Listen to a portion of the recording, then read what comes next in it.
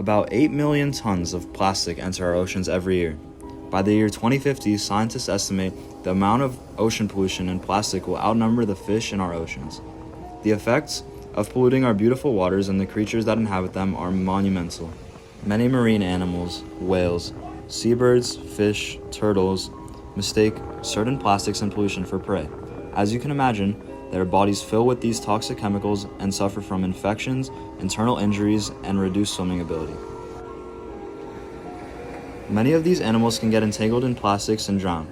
Also by 2050, scientists estimate that 99% of all seabird species will have consumed some form of plastic. An interesting estimation, as current statistics show nearly 1 million seabirds die from plastic every year.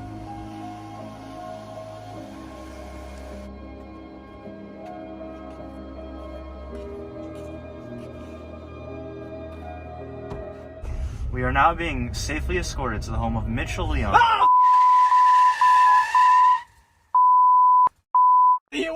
As I was saying, Mitchell Leon, a renowned marine biologist who will help us understand what the true effects of marine pollution are and how they are negatively impacting our oceans.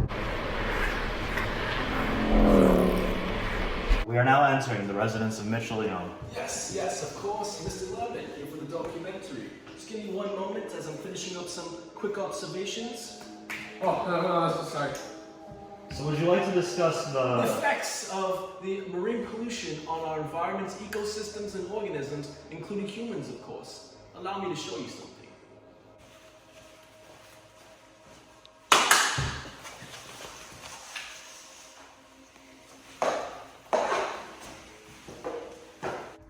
Now, I've compiled some visuals that help with the understanding of the effects of marine pollution on our environment. Alright then. Ocean pollution isn't just limited to plastics. There's actually a lot more that goes into ocean pollution, such as oil spills, which are some of the most harmful of marine pollution. In 2010, approximately 205 million gallons of oil was spilled into the Gulf of Mexico, affecting about 102 species negatively.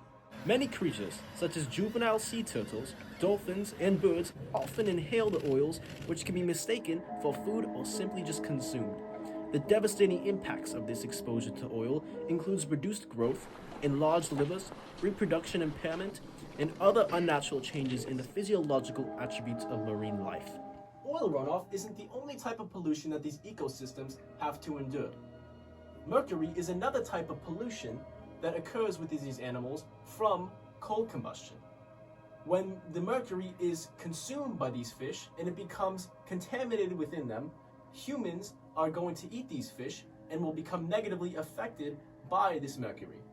This is an example of bioaccumulation, where we have our primary producers, which are the initial stage of the trophic level, where they are the beginning stage that consumes this mercury.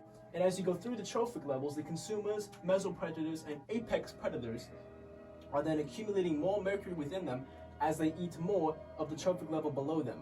Which is why when humans eat the higher trophic levels, such as these large fish like tuna, it is much worse for them than smaller fish or crustaceans. Adults increase the risk for heart disease as well as dementia when consuming these fish with high traces of mercury, such as this one right here. While as pregnant women increase their child's risk for a loss in IQ as well as behavioral issues. Mr. Mitchell Leon has provided us with essential information on how marine pollution affects our lives. Still, let's take a closer look by listening to the perspective of some locals at one of California's most beautiful beaches. I'm here off the coast of Los Angeles with some local residents. How has the marine pollution affected your guys' life on a day-to-day basis? Well, I think definitely we see it in our beaches. There's plastic everywhere. I always make sure to pick up a piece of trash when I see it, but there's plenty of trash on the beaches in LA. I see plenty of animals, like choking on plastic or covered in plastic. It's sad to see it. It's grown ever since I was a kid. We've been going to the beach forever, man, and it used to not be like this, bro. You see a lot of now, and it's like all along the coast, bro. Like it washes up, you see it, and you walk down. It's getting more and more every year, I feel like. Getting more and more every year, one of the scariest thoughts to have when understanding the magnitude of the issue at hand. Luckily, Dr. Mansib Khan, another doctor, who we unfortunately were unable to get due to his duties in Gotham City, that can help us understand how to reduce marine pollution and much more on how to fix this issue. Luckily, he has sent us a message that we believe can help tremendously. Hello, Mr. Lerman, and hello to the rest of the world. Let me begin by asserting that there are many, many conservation groups that are working tirelessly to help support our oceans and marine animals from pollution. A great example of that can be seen with the Ocean Cleanup Movement. They're a nonprofit organization that seeks to find new and better technology every day to better extract our pollution and repurpose it for better usage outside of the oceans. One of their most renowned breakthroughs was their system for collecting garbage from the Great Pacific Garbage Patch. There have been many efforts by organizations such as this one to help end the marine pollution problem, and even government policies that have been placed. For example, the United States released the MPRSA, known as the Ocean Dumping Act, which serves to prohibit dumping materials into the ocean that would unreasonably impact the health of marine life and or humans, although the effectiveness of this act has been debated by many. There is a lot being done. However, there is still and most likely always will be more to be done. As populations increase and the demand for products increases, so will waste. Now, most of us will individually be unable to affect company policies or plastic use. We can affect what we do personally. Reusing plastics, reducing the amount of plastics we use and switching to more eco-friendly products, and recycling our products can greatly reduce the impact of marine pollution. Unfortunately, there's not much more you can do on the individual level than watching the products you consume and how you consume them. Still, you can join these protection groups, you can sign up for sites that keep you up to date on marine pollution, and most importantly, keep raising awareness.